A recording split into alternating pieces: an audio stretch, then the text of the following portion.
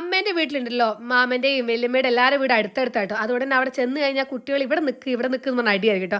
അങ്ങനെ ഞങ്ങൾ കഴിച്ച് ഇന്ന് രാത്രി എന്തായാലും എല്ലാവരും കൂടി വല്യമാമൻ്റെ വീട്ടിൽ നിന്ന് ഫുഡൊക്കെ ആവാന്ന്. അജുവിൻ്റെ ഇടയ്ക്ക് കുറച്ച് ബിരിയാണി കഴിക്കുന്നുണ്ടായിരുന്നു. ഞങ്ങളിവിടെ ചിക്കൻ കറി ഉണ്ടാക്കേണ്ട പരിപാടിയാണ്. അങ്ങനെ ഉള്ളിയും കാര്യങ്ങളൊക്കെ ഞാൻ അരിഞ്ഞു കൊടുത്ത് വല്യമ്മയും അമ്മായും കൂടിയാണ് ചിക്കൻ കറി ഉണ്ടാക്കുന്നത്.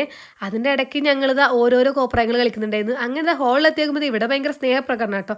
കാരണം മുത്തോടെ ഇവർ രണ്ടാമത്തെ പ്രാവശ്യം ഒന്ന് കാണുന്നത്. അങ്ങനെ അധികം കാണാത്തതുകൊണ്ട് വരുമ്പോഴത്തേക്ക് ഭയങ്കര കാലുയ്യാനും കൈ ചെയ്യാനും വേണ്ടി എല്ലാവരും കൂടെ ഉണ്ടാവും. നല്ല രസമാണ്. അമ്പാടിന്റെ ഗ്ലൂക്കോസ് പൊടിയാട്ടോ നമ്മളിപ്പോൾ കണ്ടത്. അങ്ങനെ ഇടയ്ക്കിടയ്ക്ക് അടുക്കളയിൽ വന്ന് നോക്കുമ്പോൾ ചിക്കൻ കറി ഇവിടെ തളിച്ചുകൊണ്ടിരിക്കുന്നുണ്ട്. ലാസ്റ്റ് ഒരു മസാല പ്രയോഗം കഴിഞ്ഞ് ചിക്കൻ കറി റെഡിയായേ. പിന്നെ എല്ലാവരും കൂടി ഇങ്ങനെ നിരന്നിരുന്ന് ഫുഡ് കഴിക്കുക. അതൊരു രസമാണ്. അതിൻ്റെ ഇടയ്ക്ക് ഇവിടെ ഗ്ലാസ്സിന് വേണ്ടി അടിയാണ് കേട്ടോ. അങ്ങനെ എല്ലാം കഴിഞ്ഞ് ഓരോരുത്തർ വീട്ടിലേക്ക് ഇങ്ങനെ പോകാൻ നിൽക്കുകയാണ്. അങ്ങോട്ട് പോരോന്നൊക്കെ ചോദിച്ചിട്ടുണ്ടായിരുന്നു. എന്തായാലും പിന്നെ വരുമ്പോൾ കാണാമെന്ന് പറഞ്ഞു.